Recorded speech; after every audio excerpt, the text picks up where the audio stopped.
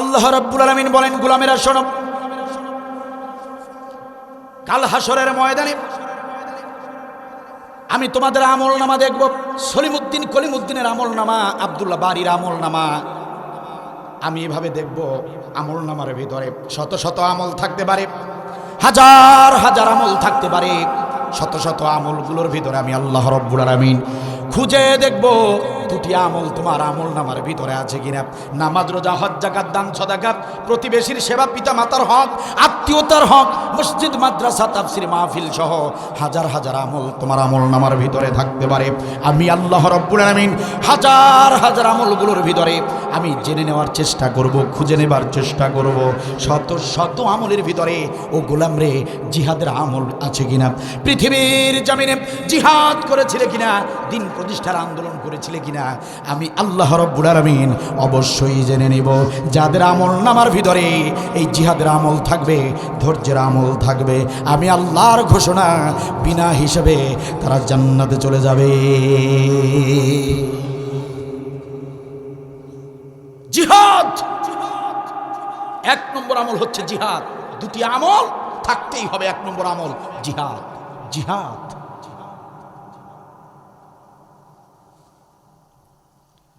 সম্মানিত ভাইয়েরা আমার,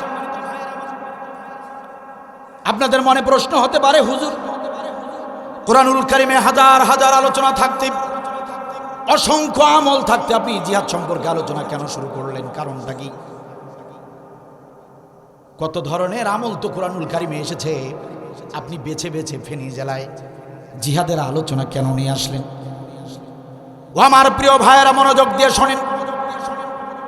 আমি যতটুকু এই কোরআনুল কারীম গবেষণা করেছি, রিসার্চ করেছি, এই কোরআনুল কারীমের ভিতরে যত আমলের নির্দেশ এসেছে, যত নির্দেশ আল্লাহ রাব্বুল আলামিন দিয়েছেন, আমি দেখেছি সব ফরজের বড় ফরজ হিসেবে যে আমলটাকে আল্লাহ রাব্বুল আলামিন সবচেয়ে বেশি গুরুত্ব দিয়েছেন, সেই আমলের নাম হলো জিহাদ। সবচেয়ে বড় আমল, সবচেয়ে বেশি গুরুত্ব দিয়েছে।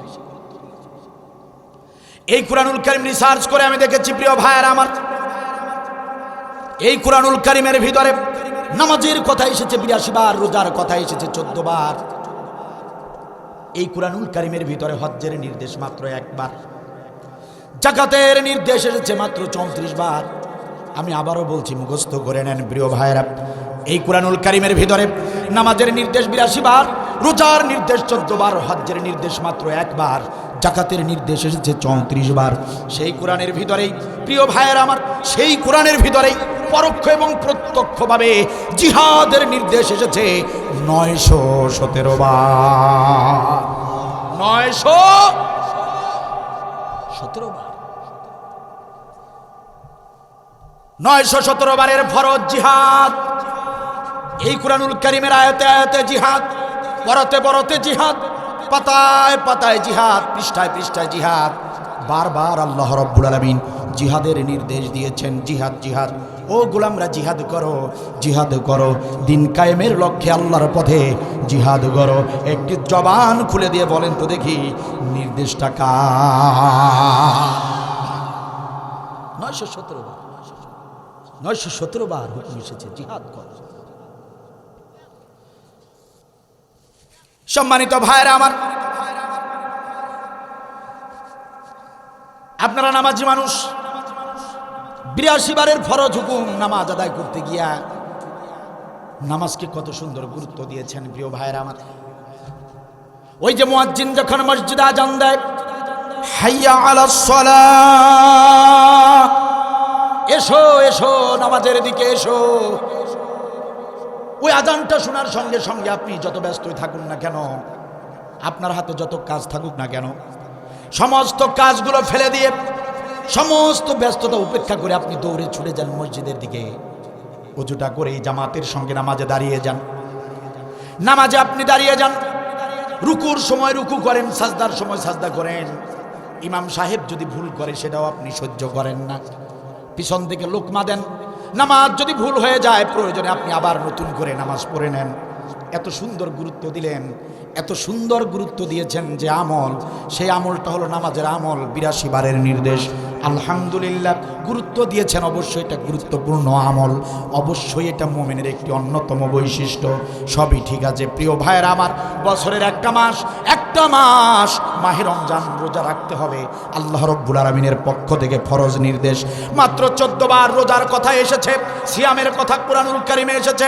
সেই 14 বারের নির্দেশটা মানতে গিয়ে প্রিয় ভাইয়েরা আমার গোটায় একটা মাস সারাদিন করে না খেয়ে থাকলেন, সারাটা দিন করে শুধু না খেয়ে থাকলেন না, আপনার সমস্ত অশ্লীলতা থেকে, আপনি সমস্ত অন্যায় কাজ থেকে নিজেকে বিরত রাখলেন, মিথ্যা কথা থেকে, মিথ্যা কাজ থেকে নিজেকে বিরত রাখলেন, এমনকি হালাল বৈধ স্ত্রী তার সঙ্গে দিনের বেলা মেলামেশা বন্ধ করলেন।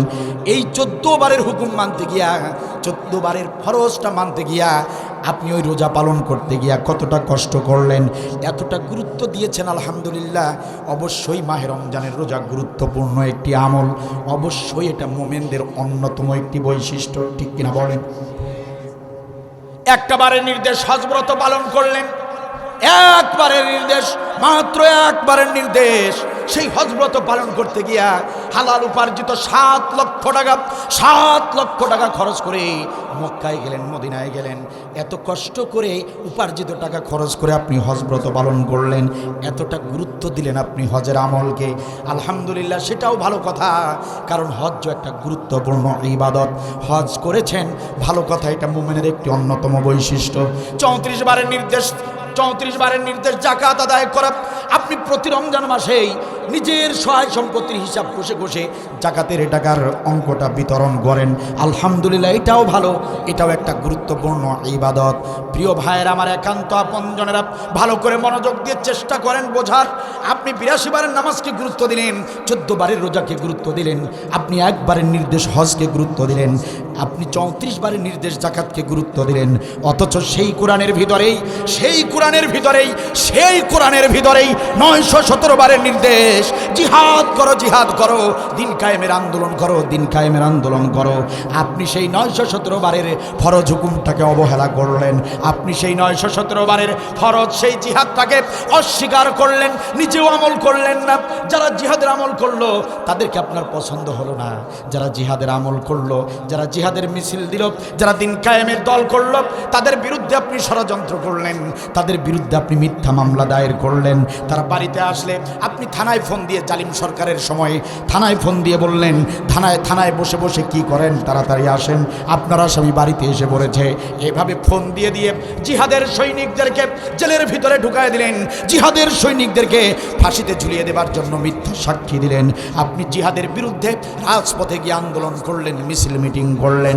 ও আমার প্রিয় ভাইয়েরা, একান্ত আপনজনেরা আমার, 82 বারের নামাজ গুরুত্ব দিলেন, রোজা হজ যাকাত সব গুরুত্ব দিলেন, আর জিহাদের আমলটা 917 বারের আমল, সেই জিহাদের আমলের সঙ্গে গাদ্দারি করলেন, সেই জিহাদের আমলের বিরোধিতা করলেন।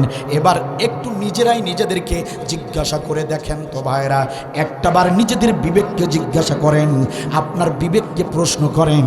সব আমল করলেন, কিন্তু 917 বারের আমলটাকে আপনি অবহেলা করলেন, বিরোধিতা করলেন। আপনি জান্নাতে যাবেন নাকি জাহান্নামে যাবেন, একটাবার নিজেদের বিবেককে জিজ্ঞাসা করে দেখেন।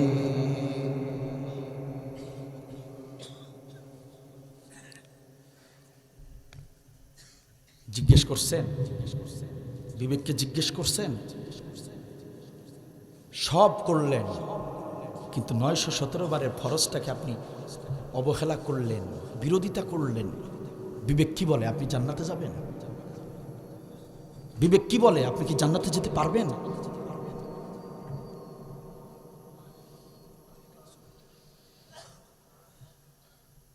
ওই নামাজ, ওই রোজা, ওই হজ যাকাত নিয়ে আপনাকে জাহান্নামে যেতে হবে, বাঁচার কোনো উপায় নাই। পরহেজগারি দেখান, ইমানদারি দেখান, অথচ দিন কায়েমের আন্দোলনের বিরোধিতা করেন, মুখের তল দিয়ে হাসেন, মনে মনে ভাবেন যে জান্নাতে চলেই গেছেন। আপনার ওই নামাজ আপনাকে জাহান্নাম থেকে বাঁচাতে পারবে না যদি জিহাদের বিরোধিতা করেন। চাপার চোরের কথা বলতে আসি নাই, কোরআন খোলেন, সূরা মুহাম্মদের 1 নম্বর আয়াত, সূরা মুহাম্মদের 1 নম্বর আয়াত। আল্লাযিনা কাফারু ওয়া সাদ্দু আন সাবিলিল্লাহ, সাদ্দু আন সাবিলিল্লাহি আদাল্লা আমালাহুম। কথা কার? কোরআন না হাদিস? কোরআনে কোনো ভেজাল আছে? সারা পৃথিবীর জমিনে সব জিনিসে ভেজাল আছে। আলেমদের ভিতরে ভেজাল আলেম আছে না নাই? ডাক্তারদের ভিতরে আছে না নাই? ইঞ্জিনিয়ারের ভিতরে ভেজাল আছে না নাই? হাদিসের ভিতরেও কিছু কিছু হাদিসে ভেজাল আছে না নাই? কোরআনে আছে, থাকলেও দুই একটা থাকতে পারে। নাউজুবিল্লাহ, একটা ভেজাল আছে কি? সেই কোরআনে এসেছে আল্লাহর বক্তব্য, ওয়া সাদ্দু আন সাবিলিল্লাহ আদাল্লা আমালাহুম। আল্লাহ বললেন দিন কায়েমের আন্দোলনের বিরোধিতা যারা করে, আদাল্লা আমালাহুম, আমি তাদের সমস্ত আমল বরবাদ করে দেই, ধ্বংস করে দেই। কথা কার? আল্লাহর কথার নড়াচড়া হবে, হেরফের হবে, 19-20 হবে। আল্লাহর স্পষ্ট বক্তব্য, দিন কায়েমের বিরোধিতা করেছেন, সমস্ত আমল 30 বছর ধরে নামাজ পড়েছেন, 30 বছরের নামাজ, 40 বছর ধরে রোজা রেখেছেন, 40 বছরের রোজা, 3 বার হজ করেছেন, 3 বারের হজ, সারাটা জীবন যত দান সদকা করেছেন, আমার আল্লাহ বলেন সমস্ত আমলগুলো আমি আল্লাহ ধ্বংস করে দেব একটা আমলের অভাবে। সেই আমলের নাম জিহাদ। কথা কার? তার মানে বোঝা গেল সমস্ত আমল কবুল হবে তখন, সমস্ত আমলের পাশাপাশি জিহাদের আমল করবেন যখন। সমস্ত আমলই ধ্বংস হবে তখন, জিহাদের আমল করবেন না যখন। এজন্য জিহাদের আমল ছাড়া এই জাতির বাঁচার কোনো পথ খোলা নাই। যে আমল ছাড়া জান্নাতে যাওয়া অনিশ্চিত, সে আমল সম্পর্কে বলাটা আমার দায়িত্ব। কারণ কাল হাসরের ময়দানে আব্দুল বারিক আল্লাহ তাআলা জিজ্ঞাসা করবেন, আমি আমার জাতির লোকদেরকে কোরআনের সবচেয়ে গুরুত্বপূর্ণ আমলটির কথা জানিয়েছি কিনা, দাওয়াত দিয়েছি কিনা, যে আমল ছাড়া জাহান্নাম অবধারিত। আমি আমার দায়িত্ব পালন করতে এসেছি। প্রিয় ভাইরা, মানবেন কি মানবেন না একান্ত আপনাদের ব্যাপার। আমি শুধু আমার দায়িত্ব পালন করতে এসেছি, মানবেন তো কপাল খুলে যাবে ইনশাআল্লাহ।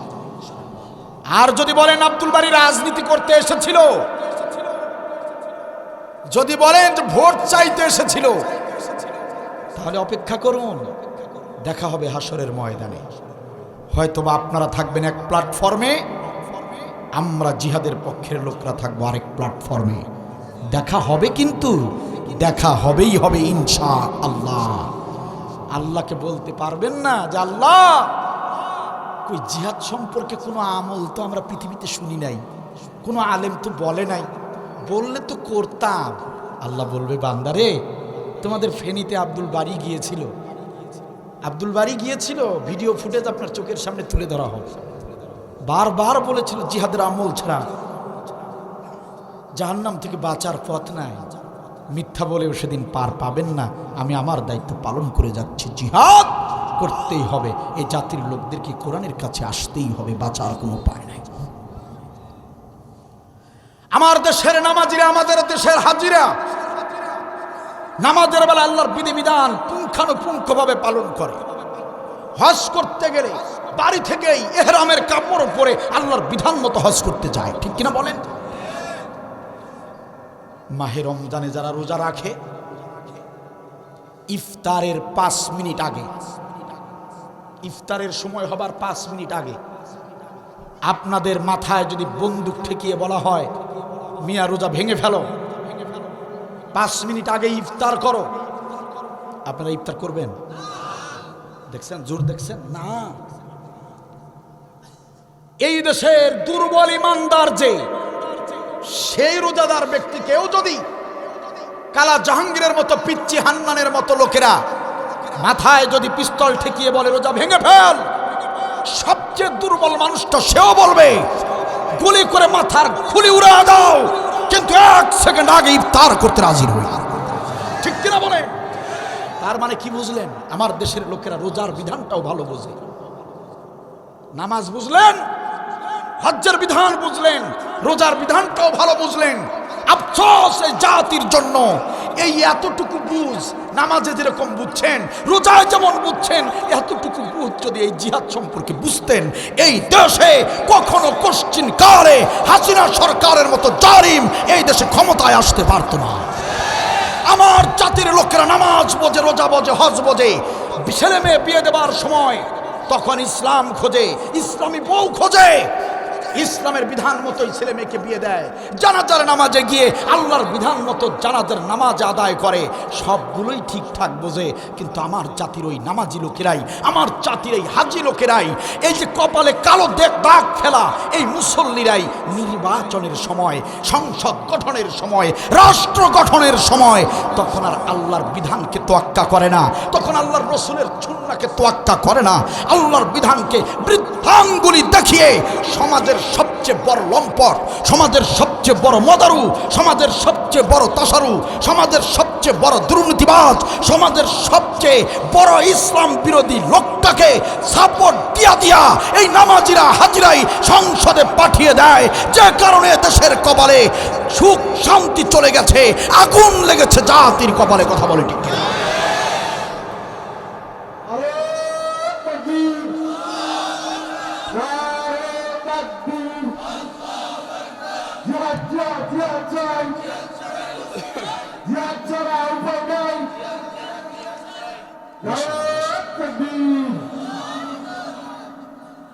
আপনারা কষ্ট পেলেন মনে হয়। বাথরুম টয়লেটে কেমনে যাবেন, কেমনে বের হবেন, বিধান আছে না নাই? এই জীবনের ছোট্ট একটা কাজ, সেই বিধান আল্লাহ দিছেন। আর জীবনের সবচেয়ে বড় কাজ হলো রাজনৈতিক জীবন, সবচেয়ে গুরুত্বপূর্ণ অধ্যায় হলো রাষ্ট্রীয় জীবন। সেই জীবনের, সেই রাষ্ট্রের ব্যাপারে, সেই রাজনীতির ব্যাপারে, নির্বাচনের ব্যাপারে আল্লাহ বুঝি কোনো বিধান দেন নাই।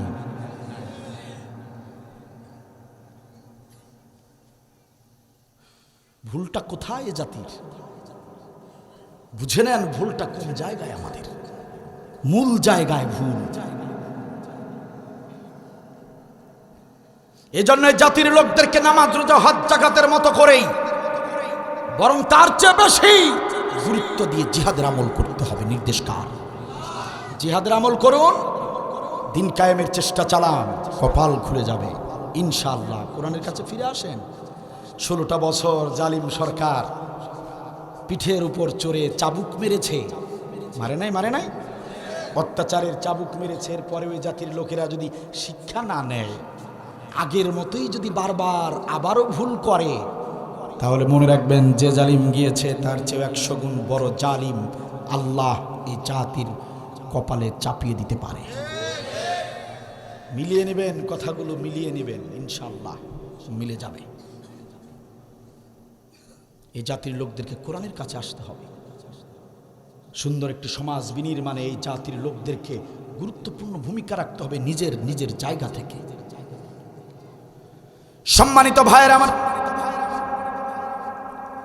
আপনারা যদি ভুটানের জমিনে বেড়াতে যান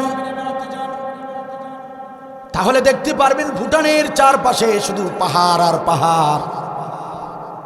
যদি কখনো চীন দেশে ঘুরতে যান প্রিয় ভাইরা, চীনের অলিতে গলিতে দেখতে পারবেন শুধু ইঞ্জিনিয়ার।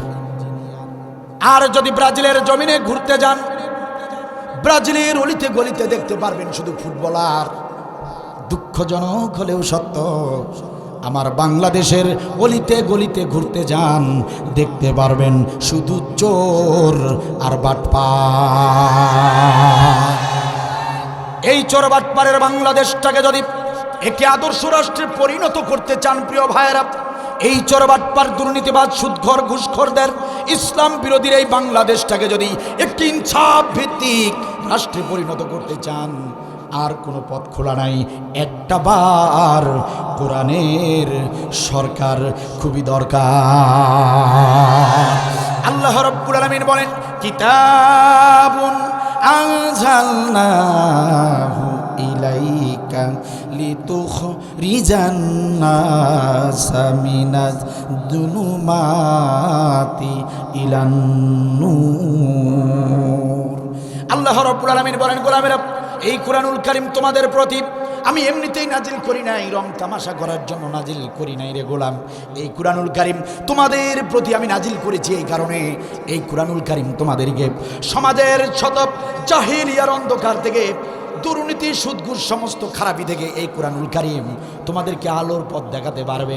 এই কুরআনুল কারীমের শক্তি হলো, এই কুরআনুল কারীমের ক্ষমতা হলো জাহান্নামের পথ থেকে ধরে ধরে মানুষদেরকে জান্নাতের পথ দেখাতে পারবে। এই কুরআনুল কারীমের কাজ হলো সমস্ত জাহিলিয়ার অন্ধকার থেকে গোটা মানব জাতিকে একটি আদর্শ রাষ্ট্রের দিকে, একটি বিজ্ঞানময় রাষ্ট্রের দিকে, উন্নত প্রযুক্তির রাষ্ট্রের দিকে, আলোর দিকে এই কুরআনুল কারীম ধাবিত করবে। কে পারবে? কোরআন শান্তি দিতে পারবে, মুক্তি দিতে পারবে কে? কোরআনের বিধান। তাছাড়া আর কেউ আছে কি? পারবে কি? কথা কার? আল্লাহ বলছেন এই কোরআন তোমাদেরকে জাহিলিয়া থেকে, অন্ধকার থেকে, জুলুম থেকে তোমাদেরকে আলোর পথ দেখাতে পারে। কোরআন ছাড়া পৃথিবীর কোনো মানুষ, পৃথিবীর কোনো মানুষের বিধান, পৃথিবীর কোনো মানুষের মতবাদ তোমাদেরকে কিছুতেই শান্তি মুক্তি দিতে পারে। বিশ্বাস করেন? বিশ্বাস হয়? কথা কার? তো সেই কোরআন থুইয়া, কোরআনের মতবাদ থুইয়া মানুষের তৈরি মতবাদের পিছনে ছুটছেন। মানুষের তৈরি মতবাদ, বিশ্বনবীর আদর্শ বাদ দিয়া আপনি মানুষের আদর্শের পিছনে লড়াই করছেন আর শান্তি খুঁজছেন। কি সমস্যা ভাইয়া? স্টেজে এসে গল্প করেন।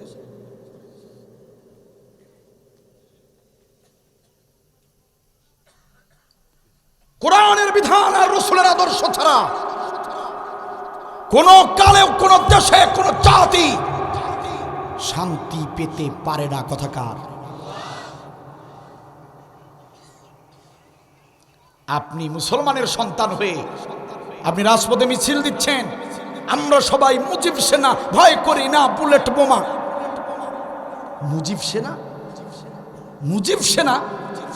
আল্লাহ বলেছে তুমি রসুল সেনা, রসুল ছাড়া তোমার আদর্শ নেতা আর কেউ হতে পারে না। আর তুমি মুসলমানের ঔরসে জন্ম নিয়ে তুমি বানিয়েছো মুজিবের আদর্শ বাস্তবায়নের লড়াই তুমি করছো। বুঝতে হবে ইসলামের ভিতরে তুমি নাই, খারিজ হয়ে গিয়েছো। কোন মুসলমানের সন্তান কোন মানুষকে আদর্শ নেতা ভাবতে পারে না, মানতে পারে না। আপনি মুজিবের আদর্শের পিছনে লড়াই করবেন, মুজিবের চরিত্রের গ্যারান্টি আল্লাহ দিয়েছেন কি? জিব্বায় কি শক্তি কমে গেছে নাকি? ঝংকার দিয়ে কথা বলেন, মুজিবের চরিত্রের গ্যারান্টি কি কোরআনে আছে? তাহলে সেই মুজিব তোমার আদর্শ নেতা কেমনে হয়? প্রশ্ন করতে চাই মুসলমান মায়ের সন্তান, জবাব দাও, মুজিব তোমার কেমনে আদর্শ নেতা হয়?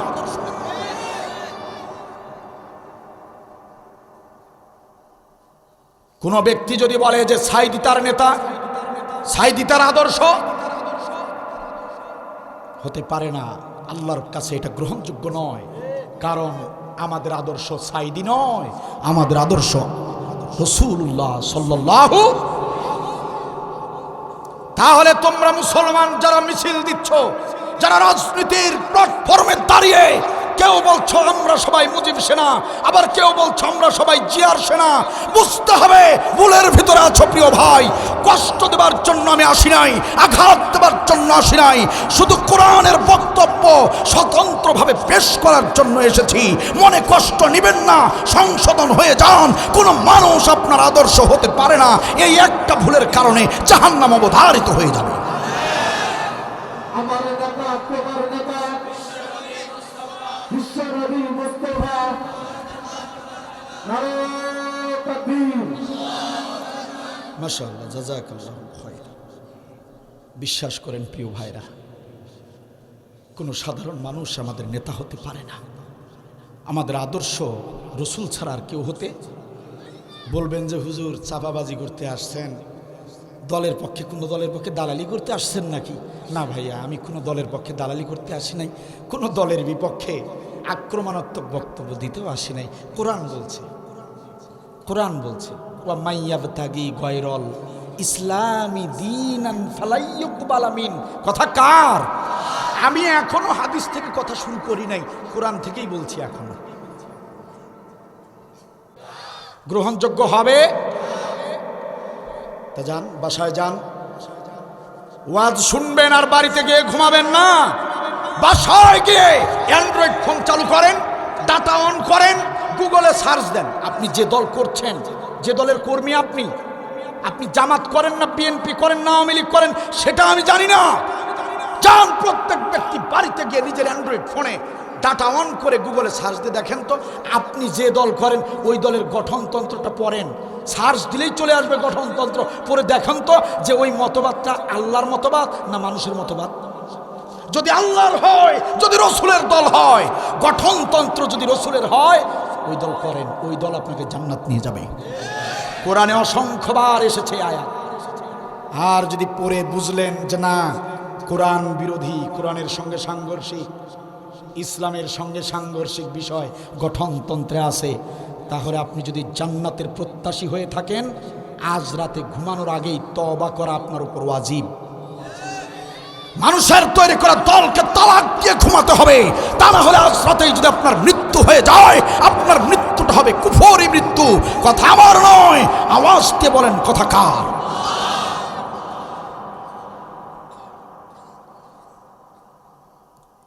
এজন্য দিন কায়েমের আন্দোলন করা আল্লাহ ফরজ করেছেন। মানুষের তৈরি দল, মানুষের তৈরি মতবাদ মানুষকে জ্বালিয়ে জ্বালিয়ে ভস্য করে দেয়। মরিচিকার হাতছানি ছাড়া সেটা কিছু নয়। শান্তি আর মুক্তি জিহাদের পথে, দিন কায়েমের পথে। আল্লাহ কবুল করুন, বলেন আমিন। সম্মানিত ভাইয়েরা আমার, আপনারা এবার বলবেন হুজুর জিহাদটা বুঝলাম, জিহাদের গুরুত্ব বুঝলাম, জিহাদটা অবশ্যই করতে হবে বুঝলাম, কিন্তু জিহাদটা কেমনে করব, জিহাদের ব্যাখ্যাটা কি? কারণ বিগত জালিম সরকার 16টি বছর জিহাদের কথা যারাই বলেছে, জিহাদের মিছিল যারাই দিয়েছে, তাদের বিরুদ্ধে সন্ত্রাসী মামলা দিয়েছে। জিহাদের কথা যারাই বলেছে তাদেরকে জঙ্গি বানিয়েছে, ঠিক কিনা বল? জিহাদের আমল যারাই করেছে তাদের বিরুদ্ধে বিভিন্ন মামলা হামলা। যারাই জিহাদের কথা বলেছে বাজারে তাদের দোকানে তালা মেরে দেওয়া হয়েছে। যারাই জিহাদের আমল করেছে তাদেরকে চাকরি থেকে বহিষ্কার করা হয়েছে। যারাই জিহাদের কথা বলেছে বাড়িঘর ছাড়তে হয়েছে। ওগো হুজুর, জিহাদ মানে কি সন্ত্রাসী কর্মকাণ্ড করা নাকি? জিহাদ মানে আসলেই এরকম জঙ্গি তৎপরতা করা নাকি? এমন প্রশ্ন যদি করেন প্রিয় ভাইরা, শুনে নেন, জিহাদের ব্যাখ্যাটা কি সহজভাবে জেনে নেন। জিহাদ এটা হলো আরবি শব্দ, বাংলা অর্থ হলো চেষ্টা করা, ইংরেজিতে ট্রাই, বাংলাতে চেষ্টা, ইংরেজিতে ট্রাই, বাংলাতে চেষ্টা, আল্লাহর ভাষায় আরবিতে সেটাকে বলা হয় জিহাদ। আমি যদি আপনাদেরকে প্রশ্ন করি প্রিয় ভাইয়েরা, আপনারা যারা কোরআনের এই মঞ্চে মাহফিলে এসেছেন, চেষ্টা যদি না করতেন আসতে পারতেন নাকি? এরপরে যখন মুনাজাত হয়ে যাবে, যদি আপনারা বাড়িতে যেতে চান, চেষ্টা যদি না করেন বাড়িতে বসতে পারবেন নাকি? এই যে বসে বসে আলোচনা শুনছেন প্রিয় ভাইয়েরা, চেষ্টা যদি না করেন কোমরটা সোজা করে সোজা হয়ে দাঁড়াতে পারবেন নাকি? ও আমার ভাইরা, ভালো করে মনোযোগ দেন। উঠতে বসতে শুইতে খাইতে এমন ছোট ছোট কাজ করতে গিয়েও যদি চেষ্টার প্রয়োজন হয়, একটাবার জবান খুলে বলেন, বাংলার এই জমিনে দিন কায়েম করতে গেলে চেষ্টার প্রয়োজন আছে না নাই? আল্লাহ সে কথাই বলছেন, গোলাম তুমি যে জনপদে বাস করো ওই জনপদের দিন কায়েম যদি না থাকে তাহলে তোমার উপর ওই জিহাদ করা ফরজ, চেষ্টা করা ফরজ। জিহাদ চেষ্টা, প্রাণান্তকর চেষ্টা, প্রাণপণ চেষ্টা, যথাসাধ্য চেষ্টা। যেভাবে চেষ্টা করলে দিন কায়েম হতে পারে, যে সিস্টেমে যে পথে চেষ্টা করলে দিন কায়েম হতে পারে, ওইভাবে চেষ্টা করার নাম, আওয়াজ দিয়ে বলেন, সেই চেষ্টার নাম জিহাদ।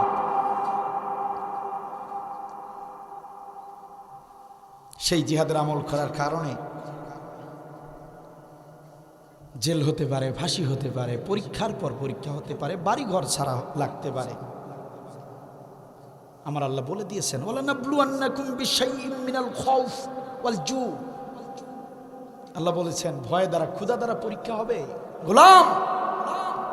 নাকসিম মিনাল আমওয়ালি ওয়াল আনফুসি ওয়াস সামারাত, জানমালের ক্ষতির পরীক্ষা হবে, ফসলের ক্ষতি হবে, এগুলো দ্বারা পরীক্ষা হবে গোলাম। ওয়াবাশশিরিস সাবিরিন, ধৈর্যের সঙ্গে আমল করবে যারা, জান্নাতের সুসংবাদ পাবে তারা। কথা কার? পরীক্ষা হবে। আপনারা এটা তো জানেন প্রিয় ভাইরা, যে কাজ যত বেশি কঠিন ওই কাজের মজুরি তত বেশি, এটা তো জানেন। এই জন্য এই কাজটা খুব কঠিন কাজ, জীবন নাশের আশঙ্কা আছে, জেল জরিমানা, ফাঁসি হতে পারে। এই জন্য আল্লাহ এই কাজের প্রতিদানও বড় প্রতিদান দিয়েছেন। যারা জিহাদ করবে বিনা হিসেবে জান্নাত, সুবহানাল্লাহ বলবেন না? সুতরাং জিহাদের আমল করতে হবে, এটাই ফাইনাল। তাতে এই দুনিয়ার জীবনটা আপনার আমার তছনছ হতে পারে। এ মুসলমান প্রিয় ভাইরা আমার, আল্লামা সাইদি রহমাতুল্লাহি আলাইহি, যিনি শুধু বাংলাদেশের সম্পদ ছিলেন না, সারা বিশ্বের মানুষের সম্পদ ছিলেন তিনি।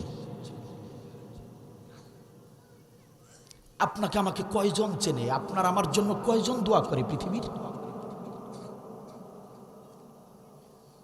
আল্লামা সাইদি রহমাতুল্লাহ আলাইহির পায়ের আঙ্গুলের মতো গুরুত্ব, মর্যাদা, সম্মান আমি আব্দুল বারীর নাই।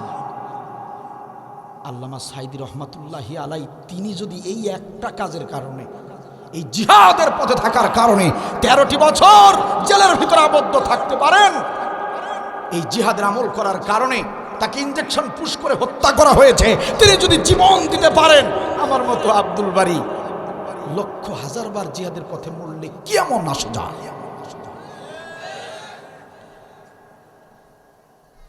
জিহাদের আমল করলে মামলা হামলা হবে, জেল ফাঁসি হবে, এই ভয়ে জিহাদ করেন না। আপনারা কি দেখেন না আপনার পাশের বাড়ির লোকগুলো, আপনার গ্রামের ওই যে 16 বছরের ছেলেটা, 20 বছরের ছেলেটা মোটর সাইকেল অ্যাক্সিডেন্টে মারা গেল, দেখেন নাই? আপনার পাশের বাড়ির লোক, আপনার গ্রামের লোক, যুবক মানুষ, 32 বছর বয়স, রাতের বেলা সুস্থ মানুষ ঘুমিয়েছে, রাতের বেলা হার্ট অ্যাটাক করে মরেছে, চোখে কি পড়ে নাই আপনাদের? কোন জীবনের মায়ায় আপনি জিহাদের পথ থেকে দূরে আছেন? কি ভেবেছেন আপনি জিহাদে না গেলে আপনি বাঁচবেন? কে বলেছে আপনাকে? আপনার আমার মৃত্যুর ক্ষণ তারিখ পূর্ব নির্ধারিত করে রেখেছেন তিনি কে? যেদিন যে সময় মৃত্যুর তারিখ সেই দিন হবেই হবে, সিদ্ধান্ত আপনার। ওই মৃত্যুটা ওই তারিখেই হবে। জিহাদের পথে মরবেন নাকি জাহেল অবস্থায়, মুনাফিক অবস্থায় মরবেন, মৃত্যু ওই দিনই হবে। জিহাদের পথে মরবেন নাকি মুনাফিকের পথে মরবেন, সেই সিদ্ধান্তটি শুধু আপনাকে আমাকে আল্লাহ দিয়েছেন। কেন বোঝেন না? মৃত্যু তো হবেই, আসুন না সেই মৃত্যুটা জিহাদের পথে হোক।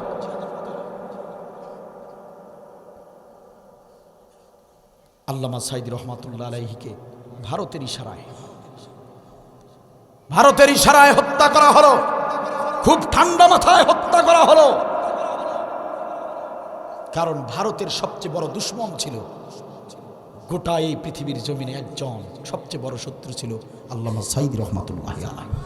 কারণ তার গোটা জিন্দেগিতে ভারতের বিরুদ্ধে যত কথা তিনি বলেছেন, ভারতের মুখোশ উন্মোচন করার ব্যাপারে তিনি যতটা সচেতনতামূলক কথা বলেছেন, এই পৃথিবীতে আর কোনো আলেম এভাবে বলেন নাই। এজন্য ভারতের টার্গেট ছিল আল্লামা সাইদি। শুরুর দিকেই আল্লামা সাইদি রহমাতুল্লাহ আলাইহিকে ভারত ফাঁসিতে ঝুলানোর চেষ্টা করেছিল, কিন্তু ফাঁসির রায় হবার পরে এদেশের তরুণ যুবক, ইসলামের সেনানী প্রায় 200 জন যুবক সাইদি সাহেবের ফাঁসির রায়ের বিরুদ্ধে প্রতিবাদ করতে গিয়ে জীবন দিয়েছে। তারা চেষ্টা করে দেখেছে না, সম্ভব না। ঠান্ডা মাথায়, সময় বুঝে, সুযোগ বুঝে তাকে শেষ করতে হবে, ঠিক তাই করলো। শান্ত মাথায়, ঠান্ডা মাথায়, সারা পৃথিবীর মানুষ বুঝতেই পারল না অসুস্থ হয়েছে মিথ্যা কথা বলে, চিকিৎসা করাবে বলে, হাসি মাখা মুখটা আমাদের কলিজার টুকরা, অসুস্থ হন নাই। তিনি বুঝি খুশি হয়েছিলেন যে আমার শরীরটা হয়তো বা চেক আপ করবে, হয়তোবা সদয় হয়েছে সরকার, সরকার হয়তোবা ভুল বুঝতে পেরেছে, হয়তোবা সরকার হয়তোবা দুর্বল হয়ে গিয়েছে। তা না হলে এত আবেদন করে আমার পরিবার সুস্থতার জন্য, চিকিৎসার জন্য মেডিকেলে নিয়ে যায় না। আজকে আমাকে মেডিকেলে নিয়ে যাচ্ছে, তিনি বুঝি একটু সুসংবাদের আশায় ছিলেন। মুস্কি হাসি দিয়া, মিষ্টি হাসি দিয়া মেডিকেলে উঠলেন, আর শয়তানরা তাকে ষড়যন্ত্র করে ইঞ্জেকশন পুশ করে বিষ প্রয়োগ করে হত্যা করে ফেলেছে। ঠিক না? ফেনী জেলার আজকের এই তাফসীর মাহফিল থেকে অন্তর্বর্তী সরকারকে আমরা বলতে চাই, অন্তর্বর্তী সরকারের প্রধান ডক্টর মোহাম্মদ ইউনূস সাহেব, কান খুলে শোনেন। আপনি বানের পানিতে ভেসে ভেসে কুচুরি পানার মতো ক্ষমতায় বসেন নাই। আমাদের এদেশের তরুণ যুবকদের রক্ত আর জীবনের উপর দিয়ে আপনাকে আমরা ক্ষমতায় বসিয়েছি। সুতরাং আপনাকে জালিমদের বিপক্ষে শক্ত অবস্থান নিতে হবে। আমরা স্পষ্ট ভাষায় জানাতে চাই, এ দেশে কার হত্যার বিচার হবে কি হবে না সে বিষয়ে আমাদের তেমন বড় মাথা ব্যথা নাই।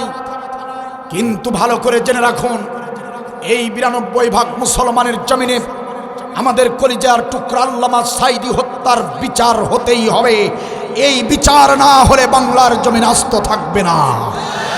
আমরা স্পষ্ট ভাষায় জানাতে চাই, অন্তর্বর্তী সরকারের উপদেষ্টাগণ শুনুন, আল্লামা সাঈদী হত্যার সঙ্গে যারা জড়িত তারা কোনোভাবেই কিছুতেই যেন বাংলার জমিন ছেড়ে ভারতে পালিয়ে যেতে না পারে, এ ব্যাপারে আপনাদেরকে পদক্ষেপ নিতে হবে।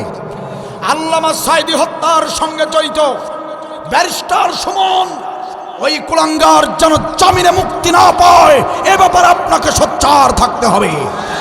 আমরা স্পষ্ট ভাষায় জানাতে চাই, আমাদের আল্লামা সাঈদী রহমাতুল্লাহ আলাইহিকে যে ডাক্তারের তত্ত্বাবধানে রাখা হয়েছিল, ডাক্তার জামান, সে যেন পালিয়ে হিন্দুস্তানে যেতে না পারে, এ ব্যাপারে আপনাকে কার্যকরী ভূমিকা রাখতে হবে। কথা বলেন ঠিক কিনা? আল্লামা সাঈদী হত্যার আসামিরা যদি দেশ ছেড়ে পালিয়ে যায়, আল্লামা সাঈদী হত্যার বিচার যদি এই জমিনে দ্রুত গতিতে না হয়, তাহলে আমরা তৌহিদি মুসলমানরা বাড়ি ঘর ছেড়ে রাজপথে যেতে বাধ্য হব। আল্লামা সাঈদী হত্যার বিচার এই জমিনে যদি না হয়, আমরা চাকরি বাকরি ছেড়ে দিয়ে ব্যবসা প্রতিষ্ঠানে তালা লাগিয়ে সারা বাংলার জমিনে দাউ দাউ করে আগুন জ্বালাবো। আল্লামা সাঈদী হত্যার বিচার যদি না হয়, আমরা রাজপথে শুয়ে যাব, আমরা বাড়িতে ফিরবো না, আমরা কেউ বাড়িতে ফিরবো না। বিচার না হওয়া পর্যন্ত কেউ বাড়িতে ফিরবো না। কারা কারা একমত? দুহাত তুলে আল্লাহকে দেখাও।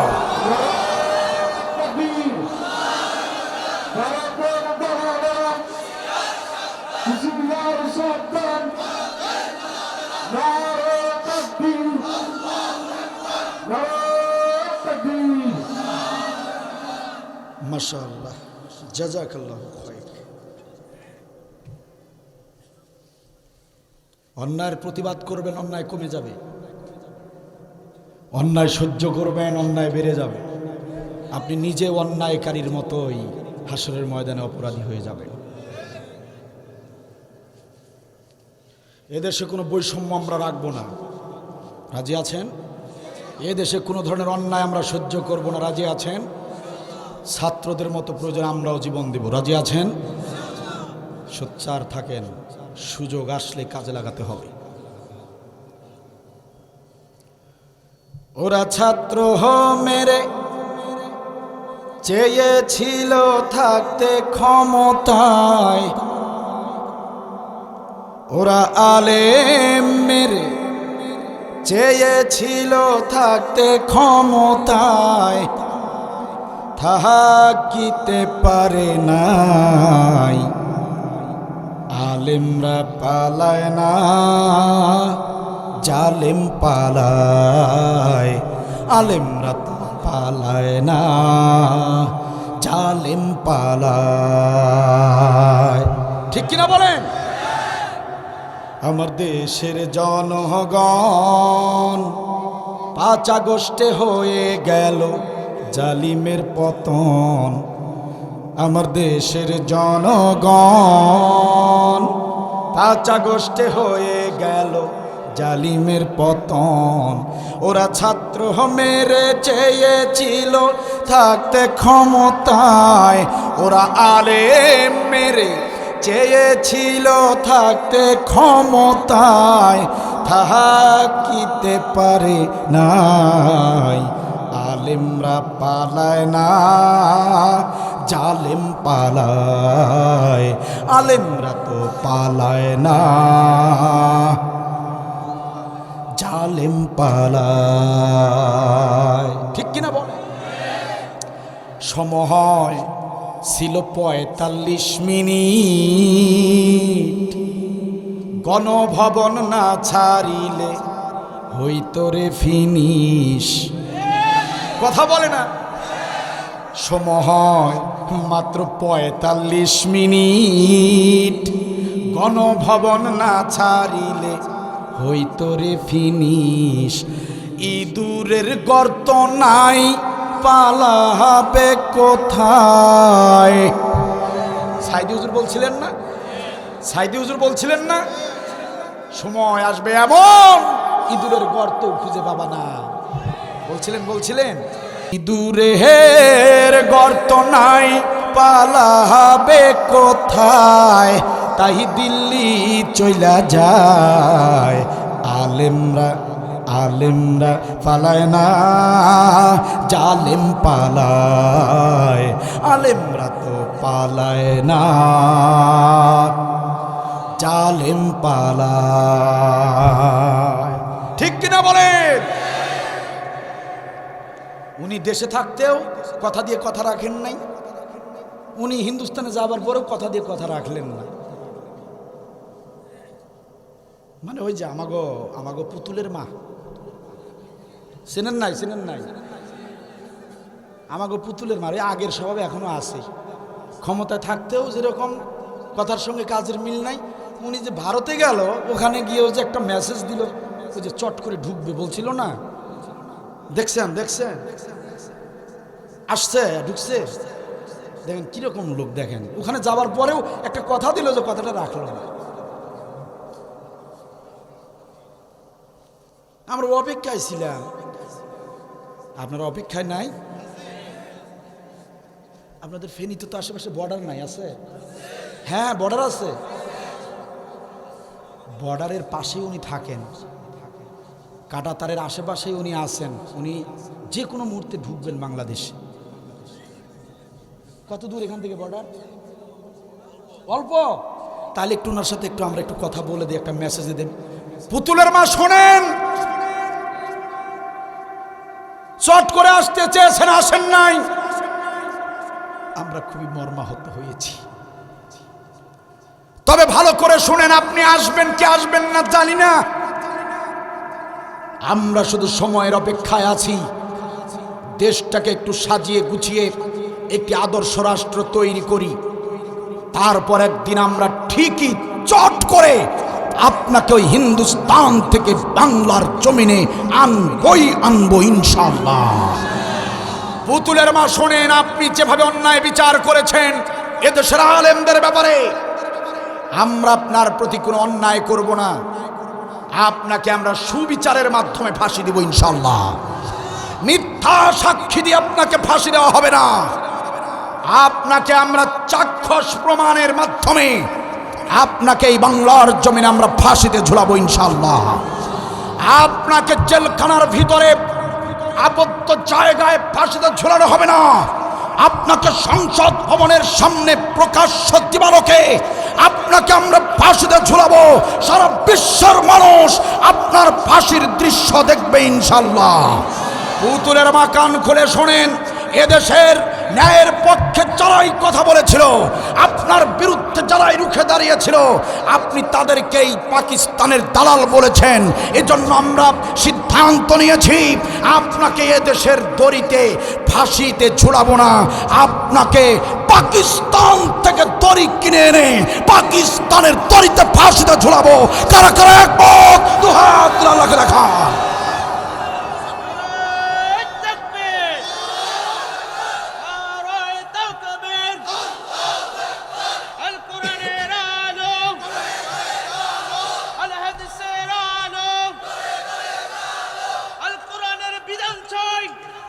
মাশা আল্লাহ, জাযাকাল্লাহু খায়র। মাশা আল্লাহ, মাশা আল্লাহ, জাযাকাল্লাহ।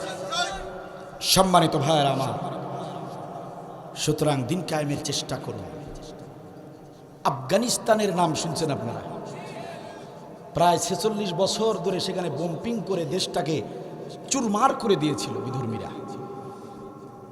মাত্র 4 বছর হয় পাগড়িওয়ালা টুপিওয়ালা, যাদেরকে সন্ত্রাস বলা হয়েছে আন্তর্জাতিক মিডিয়ায়, তালেবান তালেবান শোনেন নাই, যাদেরকে জঙ্গি বলা হয়েছে, তারা কোরআনের বিধান দিয়ে রাষ্ট্র গঠন করেছে 4 বছর। আজকে সেই দেশের দিকে তাকিয়ে আছে সারা বিশ্ব। সুবহানাল্লাহ বলবেন না? কি দেশ রে ভাই, যে দেশে কিচ্ছু নাই, পুরো দেশটা পম্পিং করে তামা তামা করে দেওয়া হয়েছিল 4 বছরে। সেই দেশের বর্তমান অবস্থা, কোরআনের বিধান দিয়ে চলছে। 4 বছরে ওই দেশের 1 টাকার বৈদেশিক ঋণ নাই, কোনো ঋণ নাই। জেনে খুশি হবেন আপনারা, আফগানিস্তানের ডলারের যে মূল্যস্ফীতি, আমাদের যে অর্থনৈতিক ব্যাপার, এটা কি আন্তর্জাতিক অর্থনৈতিক ব্যবস্থা ডলার দিয়ে নির্ধারণ করা হয়। যেমন দেখেন আপনার আমার দেশের টাকার মূল্য কতটা কম। আমি 122 টাকা দিলে, 122 টাকা আপনারা আমরা দিলে ওরা দিবে 1 টাকা। কথা বুঝতেছেন? আন্তর্জাতিক অর্থনৈতিক ব্যবস্থায় ডলারের মূল্য, ডলার দিয়েই আন্তর্জাতিক সমস্ত কিছু হয় অর্থনৈতিক ব্যবস্থা। আমাদের 122 টাকা, আর ওদের কত দেখেন, 122 আর কোথায় 1। এই ডলারের মূল্যের দিক দিয়ে আফগানিস্তান এখন সমস্ত দেশগুলোকে পিছে ফেলে আফগানিস্তান এখন 3 নম্বর তালিকায় চলে গিয়েছে। চিৎকার দেবেন আল্লাহু আকবার। এটা কল্পনার বাহিরে। আফগানিস্তান সম্পর্কে অনলাইনে অনেক তথ্য পাবেন, পড়ে দেখবেন, বুঝে দেখবেন, মজা লাগবে, অনেক ভালো লাগবে। হুজুররা যে দেশ পারে, কোরআনের বিধান দিয়েই যে দেশটা সাজানো যায়, উন্নতি করা যায়, শান্তি আর মুক্তি আনা যায়, বাস্তব প্রমাণ আফগানিস্তান। এই জন্য দিন কায়েমের চেষ্টা করুন, সব খারাপই বন্ধ হয়ে যাবে, সরকারিভাবে বন্ধ হবে। ওয়াজ করে তো বন্ধ করা যাবে না, বন্ধ করতে হবে সরকারিভাবে। প্রিয় ভাইয়েরা আমার, লম্বা কথা বলবো না, একটা হাদিস বলে আলোচনা শেষ করে দিব ইনশাআল্লাহ, মোনাজাত দিয়ে দিব। এখন থেকে 10 থেকে 15 মিনিট একটা হাদিস আপনাদেরকে শোনাবো। কোনো নড়াচড়া করবেন না, কোনো ধরনের অমনোযোগী হবেন না। আরো 2টা ঘন্টা জিহাদ সম্পর্কে আলোচনা করলে যতটুকু বুঝতেন, এই 10-12 মিনিট যদি ভালো করে শুনেন, ঠিক ততটুকুই বুঝতে পারবেন ইনশাআল্লাহ। আমার ভাইয়েরা, হতে পারে আজকের এই আলোচনায় জীবনের শেষ আলোচনা। কাল সকাল বেলার নতুন সূর্যটা দেখতে পারবেন কি পারবেন না, কোনো গ্যারান্টি নাই, কোনো ওয়ারেন্টি নাই, আছে নাকি? কাল সকালের সূর্য তো অনেক দূরের ব্যাপার। এই যে বসে বসে আছি, এই বসা থেকে যে দাঁড়াতে পারবো কোনো গ্যারান্টি নাই। প্রিয় ভাইয়েরা আমার, আপনারা আমার দিনী ভাই, কাউকে আঘাত দেবার জন্য আমি আব্দুল বারী এখানে আসি নাই। শক্ত শক্ত কথা বলেছি যাতে করে সংশোধন হয়ে যান, যাতে করে হৃদয়ে দাগ পড়ে যায়। প্রিয় ভাইয়েরা আমার, একটু মনোযোগ দিয়ে হাদিসটা শোনেন। একান্ত আপনজনেরা, জীবনের শেষ আলোচনা হিসেবে হাদিসটা শুনে যান। যদি মনে করেন তওবার দরকার আছে, তাহলে মন থেকে নিজে নিজে আল্লাহর কাছে তওবা করবেন। তাহলে আজকের আলোচনার আয়োজন যারা করেছে, আজকের এই ৭০০ নবজাগরণ যুব সমাজ সার্থক হবে। আমরা যারা আলোচনা করতে এসেছি আমরাও সার্থক হয়ে যাব, আপনারাও সবাই সার্থক হয়ে যাবেন ইনশাআল্লাহ। মিশকাত শরীফের ৩৩৬ পৃষ্ঠা, মিশকাত শরীফের ৩৩৬ পৃষ্ঠায় হাদিসটা এসেছে। হযরতে আয়েশ রাদিয়াল্লাহু তাআলা আনহু থেকে বর্ণিত হাদিস। হযরত আয়েশ রাদিয়াল্লাহু তাআলা আনহু বলেন, একদিন সকালবেলা বিশ্বনবী সাল্লাল্লাহু আলাইহি ওয়াসাল্লামের দরবারে একজন ব্যক্তি এসে বললেন, ইয়া রাসূলুল্লাহ, ইয়া রাসূলুল্লাহ, ওই যে মরুভূমির পথ পাড়ি দিয়ে, মরুভূমি পাড়ি দিয়ে ছোট্ট একটি গ্রাম রয়েছে, অনেক দূরের পথ। অনেক দূরের ওই দূরবর্তী গ্রাম, ওই গ্রামে আপনার একজন সাহাবী গত রাতে ইন্তেকাল করেছেন। নবী সাল্লাল্লাহু আলাইহি ওয়াসাল্লাম আবু বকরকে ডাকলেন, ওমর ওসমানকে ডাকলেন, আবু বকর রে, ও হযরতে আবু বকর, ও হযরতে ওমর, কোথায় তোমরা? দূরবর্তী জায়গা, মরুভূমি পাড়ি দিয়ে একটা গ্রাম, সেই গ্রামে আমার একজন সাহাবী মারা গিয়েছে গত রাতে। হযরতে ওমর, হযরতে আবু বকর, তাড়াতাড়ি করে প্রস্তুত হও, তাড়াতাড়ি করে রেডি হও, আমি বিশ্বনবী আমার সেই সাহাবীর জানাজার ইমামতি করতে যাব। ফেনী জেলার মুসলমানেরা, আপনার আমার নবী খুবই দয়াবান মানুষ ছিলেন।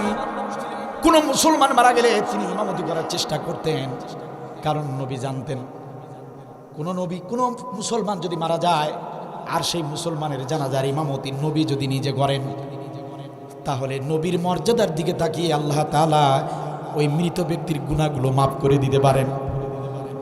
এই জন্য নবী সাল্লাল্লাহু আলাইহি ওয়াসাল্লাম প্রত্যেক সাহাবীর জানাজা করার চেষ্টা করতেন, তিনি ইমামতি করার চেষ্টা করতেন। প্রিয় ভাইরা আমার, নবী সাল্লাল্লাহু আলাইহি ওয়াসাল্লাম আবু বকরকে সাথে নিয়ে, হযরত আবু বকর আলীকে সাথে নিয়ে নবী সাল্লাল্লাহু আলাইহি ওয়াসাল্লাম রওনা করলেন মৃত ব্যক্তির বাড়ির দিকে।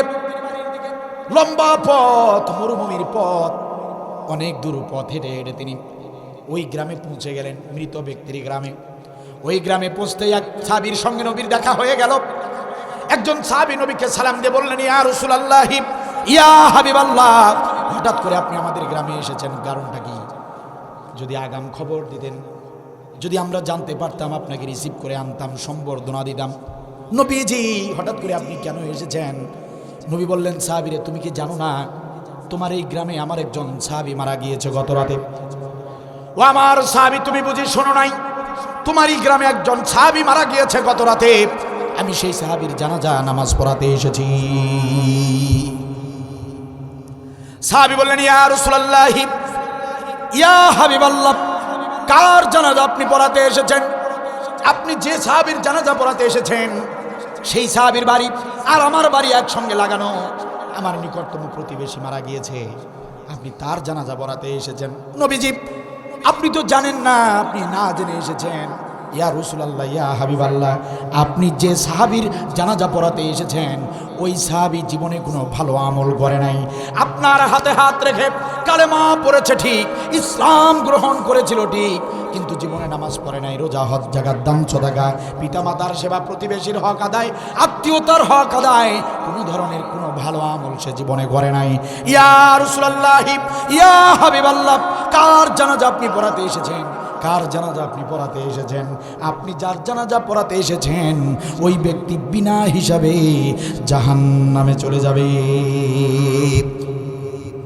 ইয়া রাসূলুল্লাহ, ইয়া হাবিবাল্লাহ, আমি আপনার সাহাবী হয়ে আপনার কাছে অনুরোধ করছি, ইয়া রাসূলুল্লাহ, এসেই যখন বলেছেন নবীজি আপনি তার জানাজা পড়াবেন না, তার জানাজা যদি পড়াতেই হয়, আবু বকর আছে, আলী আছে, তাদেরকে দিয়ে জানাজার ইমামতি করবেন।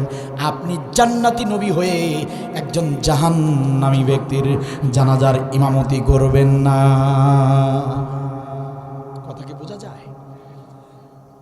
নবী আমার বড় কষ্ট পেলেন, মর্মাহত হলেন। ওই মৃত ব্যক্তির বাড়িতে ঢুকলেন, সেখানেও আরো দু একজন সাহাবী কানে কানে বললেন, ইয়া রাসূলুল্লাহ, এই ব্যক্তির জানাজা আপনি নামাজ যদি পড়ান, এটা শোভনীয় হবে না, কারণ এই ব্যক্তি বিনা হিসাবে জাহান্নামে যাবে। নাউজুবিল্লাহ বলে।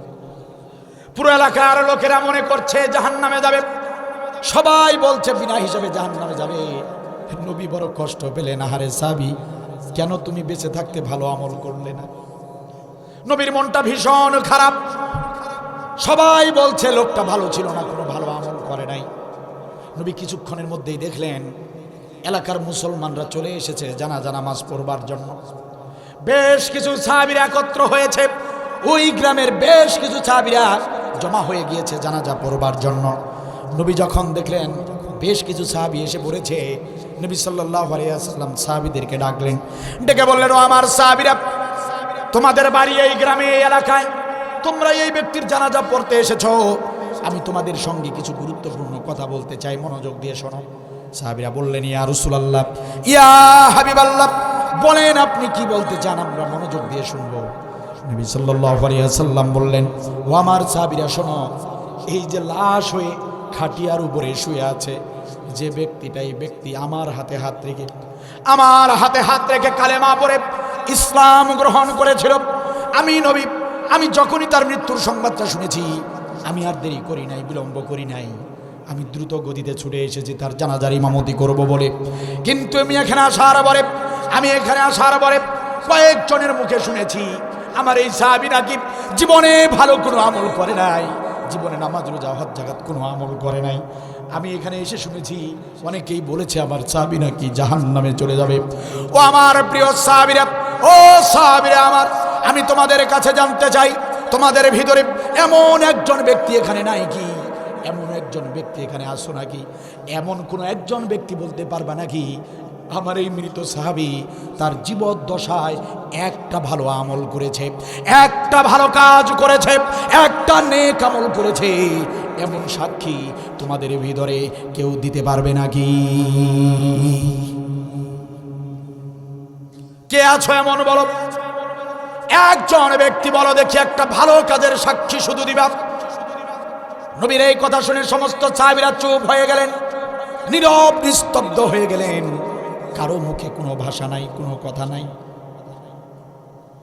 পিছনের কাতার থেকে একজন সাহাবী আস্তে করে একটি হাত তুলে দিলেন, হাত তুলে দিয়ে বললেন, ইয়া রাসূলুল্লাহ, ইয়া হাবিবাল্লাহ, আপনার ওই সাহাবী একটা ভালো আমল করেছিল, আমি নিজ চোখে সেটা দেখেছি। সুবহানাল্লাহ। তো আসতে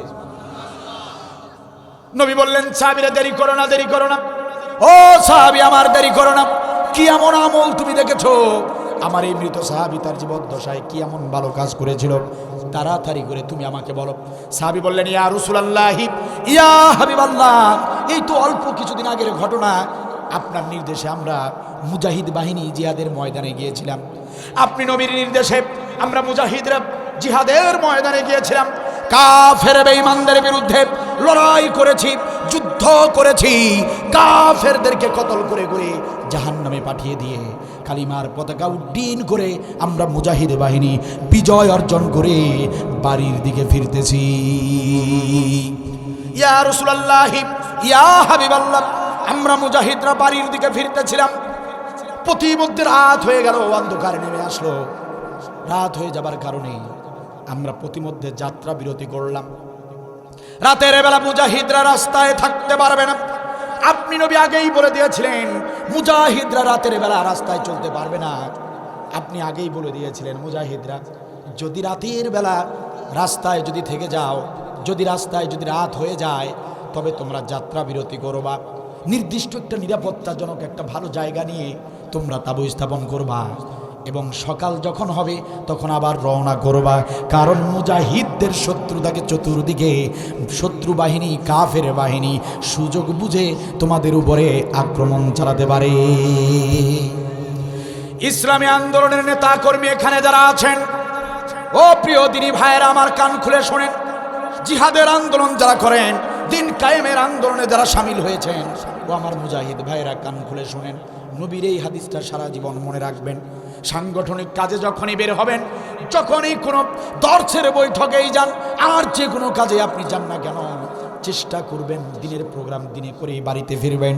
আর যদি কখনো রাত হয়ে যায়, চেষ্টা করবেন রাতের বেলা থেকে যাবেন, রাতের বেলা রাস্তায় থাকার চেষ্টা করবেন না। আর অবশ্যই সঙ্গে সফর সঙ্গে রাখবেন। একাকী কোথাও কোনো প্রোগ্রামে কোনো দায়িত্ব পালন করতে একাকী যাবেন না।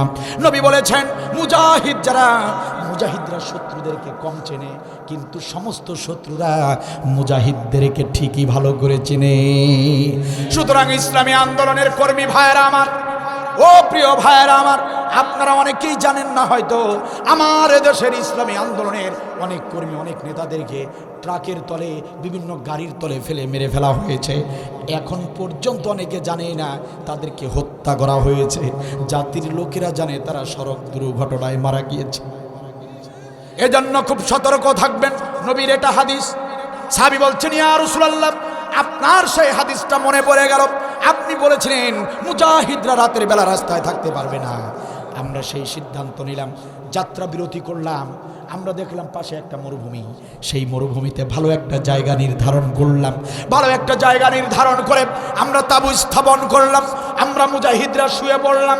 ইয়া রাসূলুল্লাহি, ইয়া হাবিবাল্লাহ, আমরা জিহাদের ময়দান থেকে এসেছি, আমরা জিহাদের ময়দান থেকে বিজয় অর্জন করে ফিরতেছি। আমাদের কারো হাত কাটা, কারো পা কাটা, কারো মাথা ফাটা, কারণ জিহাদের ময়দান থেকে সুস্থ শরীরে কেউ বাড়িতে ফিরতে পারে না।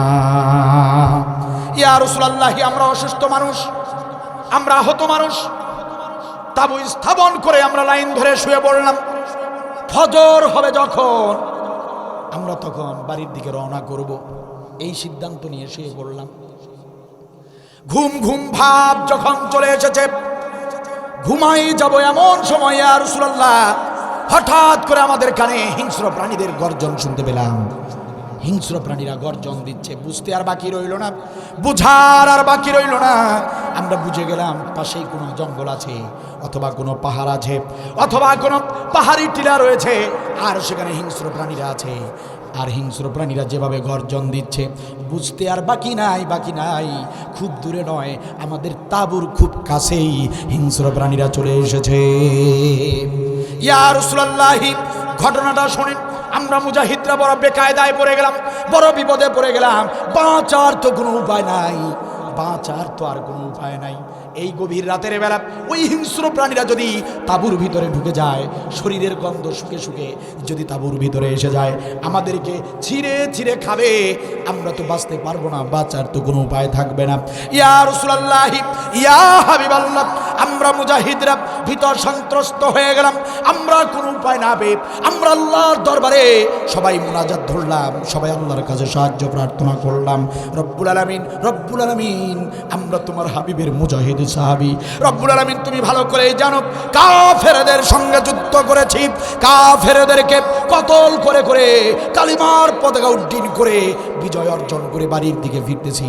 রব্বুল আলামিন বুঝতে পারি নাই পাশেই যে জঙ্গল আছে আর সেখানে হিংস্র প্রাণী আছে, বুঝতে পারি নাই রব্বুল আলামিন। এখন যদি ওই হিংস্র প্রাণীরা আমাদেরকে এসে খেয়ে ফেলে, বাঁচার তো কোনো উপায় থাকবে না। রব্বুল আলামিন, ইয়া রব্বাল আলামিন, আমাদের জন্য একজন সাহায্যকারী পাঠিয়ে দিন। ইয়া রাসূলুল্লাহ, আমরা আল্লাহর কাছে এই দোয়া করলাম, আল্লাহ একজন সাহায্যকারী পাঠিয়ে দিন। আমাদের দোয়া মুনাজাত করতে দেরি হয়েছে। ইয়া রাসূলুল্লাহ, আমাদের দোয়া মুনাজাত কবুল করতে আল্লাহ দেরি করেন নাই। আমরা দোয়া মুনাজাত যখন শেষ করলাম, দোয়া মুনাজাত শেষ করে তাকিয়ে দেখলাম আমাদের তাঁবুর ভিতরে একজন অজানা যুবক প্রবেশ করেছে। চিৎকার দিয়ে বলেন আল্লাহু আকবার। লোক আমাদের কাছে এসে ডাক দিয়ে বলে, কে তোমরা, তোমাদের পরিচয় কি? আমার বাড়ির কাছে মরুভূমিতে এসে তাঁবু স্থাপন করেছো, কার অনুমতি নিয়েছো বলো, কি তোমাদের পরিচয় তাড়াতাড়ি বলো। আমরা বললাম, ওহে যুবক, আমাদের তেমন বড় কোনো পরিচয় নাই। আমাদের পরিচয় হলো আমরা বিশ্ব নবীর সাহাবী, দিন কায়েমের যুদ্ধের ময়দান থেকে যুদ্ধ করে বিজয় অর্জন করে ফিরেছি। ইয়া রাসূলুল্লাহ, এই পরিচয় যখন ওই যুবককে আমরা দিলাম, ওই যুবক মুস্কি হাসি দিয়া বলল, ও বিশ্ব নবীর মুজাহিদ সাহাবীরা, তোমরাও জেনে খুশি হবে, তোমরা যে নবীর হাতে হাত রেখে কালেমা পড়ে ইসলাম গ্রহণ করেছো, আমি অধম গুনাহগার, আমিও সেই নবীর হাতে হাত রেখে কালেমা পড়ে ইসলাম গ্রহণ করেছি। তোমরা যে নবীর সাহাবী, আমিও সেই নবীর সাহাবী। সুবহানাল্লাহ বলবেন না? ইয়া রাসূলুল্লাহ, ওই যুবক এখন আমাদেরকে বলে, ও বিশ্ব নবীর সাহাবীরা, মুজাহিদরা, শোনো, চিন্তা করো না, ভয় পেও না, তোমাদের দোয়া মুনাজাত আমি শুনে ফেলেছি। ওই যে হিংস্র প্রাণীরা গর্জন দিচ্ছে, তোমাদেরকে আক্রমণ করতে পারে, এই ভয়ে তোমরা ঘুমাচ্ছ না, অথচ তোমরা অসুস্থ মানুষ, আহত মানুষ। ও আমার বিশ্ব নবীর মুজাহিদ সাহাবীরা, ও সাহাবীরা, আমার চিন্তা করো না, নবীর সাহাবীরা, চিন্তা করো না, আমি অধম গুনাহগার, জীবনে ভালো কোনো আমল করতে পারি নাই। নবীর বাড়ি অনেক দূরে হওয়ার কারণে ঘন ঘন নবীর কাছে যেতেও পারি নাই। আমার ভালো কোনো আমল আমার জীবনে নাই। তবে আজকে একটা ভালো সুযোগ পেয়েছি, নেক আমলের একটা সুযোগ আমি পেয়ে গেছি। আমি আজকে এই সুযোগটা কিছুতেই হাতছাড়া করব না। ও বিশ্বনবীর মুজাহিদ সাহাবীরা, ও জিহাদের সৈনিকরা শোনো, আমি এতটুকু ভালো করেই জানি, আসমানের নিচে আর জমিনের উপরে মুজাহিদ বান্দার সম্মান মর্যাদা আল্লাহর কাছে সবচেয়ে বেশি। ও মুজাহিদ সাহাবীরা শোনো, সারাটা রাত তোমরা নাক ডেকে ঘুমাও। আজকের সারাটা রাত আমি তোমাদেরকে পাহারা দিব। ইয়া রাসূলুল্লাহ, ইয়া হাবিবাল্লাহ, ওই যুবক আমাদেরকে জোর করে শোয়া দিল। আমরা শুইতে চাইলাম না, যুবক আমাদেরকে জোর করে শোয়া দিল আর বলল, জিহাদি সৈনিকরা তোমরা ভয় পেও না, নাক ডেকে তোমরা ঘুমাও। আমার শরীরে এক ফোঁটা রক্ত থাকতে তোমাদের শরীরে কোনো হিংস্র প্রাণী একটা আঘাত করতে পারবে না। ইয়া রাসূলুল্লাহ, ইয়া হাবিবাল্লাহ, ওই যুবক আমাদেরকে শুইয়ে দেবার পরে হাতে একটা লাঠি নিল। লাঠিটা হাতে নিয়ে তাঁবুর চারপাশে ঘুরতে লাগলো, পাহারা দেওয়া শুরু করে দিল। আমরা শুয়ে শুয়ে শুনলাম ওই যুবক বক্তব্য দিচ্ছিল, পাহারা দিচ্ছিল আর একটা বক্তব্য দিচ্ছিল। আমরা শুয়ে শুয়ে শুনতে পেলাম। ওই অচেনা যুবক হিংস্র প্রাণীদেরকে ডাক দিয়ে বলতেছিল, ও জঙ্গলের হিংস্র প্রাণীরা, খবরদার খবরদার, গর্জন দিবি না। তোরা তো জানিস না কারা এসেছে, তোরা তো জানিস না আমাদের গ্রামে কারা আশ্রয় নিয়েছে। ওরে তোরা তো জানিস না ইনারা হলেন বিশ্ব নবীর মুজাহিদ সাহাবী, দিন কায়েমের সৈনিক, যুদ্ধ করে বিজয় অর্জন করে ফিরেছে, বাড়ির দিকে যেতেছে, রাত হয়ে যাবার কারণে আমাদের গ্রামে আশ্রয় নিয়েছে। ও হিংস্র প্রাণীরা, তোরা তো জানিস না আসমানের নিচে আর জমিনের উপরে আল্লাহর কাছে এই সাহাবীদের সবচেয়ে সম্মান মর্যাদা বেশি। ও জঙ্গলের হিংস্র প্রাণীরা, খবরদার গর্জন দিবি না। যদি খুব বেশি খিদে লেগে যায় তবে চলে আয়, আমার গোশত মাংস খেয়ে যা, কিন্তু খবরদার মুজাহিদরা ঘুমাচ্ছে, তাদের ঘুমের ভিতরে একটুও বিরক্ত করবি না। ইয়া রাসূলুল্লাহ, আমরা অবাক হয়ে গেলাম। যুবক এই বক্তব্য যখনই দিল, সমস্ত হিংস্র প্রাণীরা চুপ করে গেল। কখন যে আমরা ঘুমিয়ে পড়েছি আমরা বুঝতে পারি নাই। আমরা মুজাহিদরা ঘুমিয়ে পড়েছি বুঝতেই পারি নাই, টের পাই নাই। ফজরের ওয়াক্ত হলো যখন, আমরা জাগ্রত হলাম। তখন জাগ্রত হবার পরে তাঁবুর বাহিরে এসে দেখলাম ওই অচেনা যুবক তখন পর্যন্ত আমাদেরকে পাহারা দিচ্ছে। এক সেকেন্ডের জন্য রাতের বেলা ঘুমায় নাই, তখন পর্যন্ত আমাদেরকে পাহারা দিচ্ছে। ইয়া রাসূলুল্লাহ, ইয়া হাবিবাল্লাহ, ওই যে একটা রাত দিন কায়েমের সৈনিকদেরকে পাহারা দিয়েছিলেন যিনি, ওই যুবক আর কেউ নয়, আপনার সামনে খাটিয়ার উপরে লাশ হয়ে শুয়ে আছেন তিনি। এই সেই যুবক। নবী বললেন, সাহাবীরা দেরি করো না। ও সাহাবীরা, আর বলতে হবে না, সবাই চেপে চেপে দাঁড়াও, কাতার সোজা করে দাঁড়াও। আমি বিশ্ব নবী এই সাহাবীর জানাজার ইমামতি করব। নবী সাল্লাল্লাহু আলাইহি ওয়াসাল্লাম জানাজার ইমামতি করলেন। প্রিয় ভাইরা আমার, একান্ত আপনজনেরা আমার, নবী শুধু তার জানাজার ইমামতি করলেন না, একান্ত আপনজনেরা আমার, কি সুন্দর হাদিস প্রিয় ভাইরা আমার। চাপার জনের বক্তব্য কিন্তু দিতে আসি নাই। মিশকাত শরীফ খুলে দেখবেন 336 পৃষ্ঠায় সহিহ হাদিস। নবী শুধু তার জানাজার ইমামতি করলেন না প্রিয় ভাইরা, হযরতে ওই সাহাবীর লাশের যে খাটিয়া তিনি নবী সাল্লাল্লাহু আলাইহি সাল্লাম নিজ কাঁধে বহন করে কবর পর্যন্ত নিয়ে গেলেন। কি খুশনসিব সাহাবীর, জীবনে নামাজ রোজা হজ যাকাত কোনো আমল নাই। নবী তার লাশের খাটিয়া নিয়ে কবর পর্যন্তই শুধু গেলেন না, নবী সাল্লাল্লাহু আলাইহি ওয়াসাল্লাম নিজ হাতে যত্ন করে সাহাবীর লাশটা নিজ হাতে তিনি কবরে শোয়া দিলেন। নবী নিজে কবরে নেমেছেন, সাহাবীর লাশটা নিজ হাতে কবরে সুন্দর করে শোয়া দিলেন। প্রিয় ভাইয়ের আমার, এখানেই শেষ নয়। নবী সাল্লাল্লাহু আলাইহি ওয়াসাল্লাম লাশটা কবরে শোয়া দেবার পরে সাহাবীর মুখের কাফনের কাপড়টা এভাবে সরালেন। কাফনের কাপড়টা সরায়ে জান্নাতি নবী আমার জান্নাতি ঠোঁট দিয়া মৃত সাহাবীর কপালে একটা চুমা দিয়া দিলেন। কি খুশনসিব সাহাবীর, কি খুশনসিব সেই সাহাবীর। প্রিয় ভাইয়েরা আমার, এখানেই শেষ নয়। নবী সাল্লাল্লাহু আলাইহি ওয়াসাল্লাম এবং সাহাবীরা বালিয়ার পাথরগুলো দিয়া কবরের কাজটা যখন কমপ্লিট করে ফেললেন, সাহাবী এবং নবীরা সবাই তখন সেখানে উপস্থিত। নবী এবং সাহাবীরা সবাই মিলে বালিয়ার পাথর দিয়ে কবরটাকে যখন সম্পাদন করে ফেললেন, আমার দিকে তাকান প্রিয় ভাইরা, কবরের কাজ যখন শেষ হয়ে গেল, সমস্ত সাহাবীরা সেখানে দাঁড়ানো। নবী সাল্লাল্লাহু আলাইহি ওয়াসাল্লাম তার ডান হাত কবরের মাঝখানে এভাবে রাখলেন। আপনার আমার জান্নাতি নবী তার ডান হাত কবরের মাঝখানে রাখলেন। কবরের মাঝখানে রেখে তিনি বললেন, ইন্না সাহাবাকা ইয়াজুন্নুনা আন্নাকা মিন আহলিন নার ওয়া আনা আশহাদু আন্নাকা মিন আহলিল জান্নাহ। নবী বললেন, কবরবাসী সাহাবী আমার, ও কবরবাসী সাহাবী আমার, তোমার প্রতিবেশী বলেছে, তোমার বন্ধুরা বলেছে তুমি জাহান্নামী। ওয়া আনা আশহাদু আন্নাকা মিন আহলিল জান্নাহ, আর আমি বিশ্ব নবী সাক্ষী দিলাম রে সাহাবী, আমি বিশ্ব নবী সাক্ষী দিলাম তুমি বিনা হিসাবে জান্নাতি।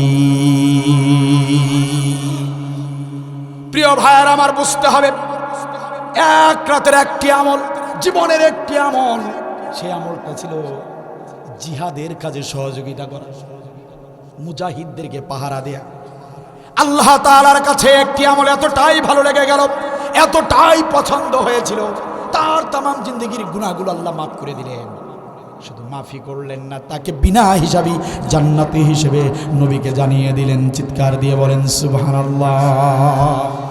ও আমার ফেনী জেলার মুসলমানেরা, প্রশ্ন করতে চাই, এই বাংলার জমিনে দিন প্রতিষ্ঠা করতে গিয়ে যদি আমাদেরকে আলেম ওলামা ডাক দেয়, যদি ইসলামী আন্দোলনের পক্ষ থেকে ডাক এসে যায়, যদি রাজপথে যেতে হয় দিন কায়েমের জন্য, কাফের মুনাফিকদের বিরুদ্ধে যদি রাজপথে অবতীর্ণ হতে হয়, যদি বাড়ি ঘর ছাড়তে হয়, ও ফেনী জেলার মুসলমানেরা যদি স্ত্রী সন্তান ছেড়ে দিতে হয়, যদি বাড়ি ঘর ছেড়ে দিয়ে রাজপথে দিন কায়েমের জন্য যদি জিহাদে শামিল হতে হয়, প্রশ্ন করতে চাই, কারা কারা রাজি আছেন? দুহাত তুলে আল্লাহকে দেখান।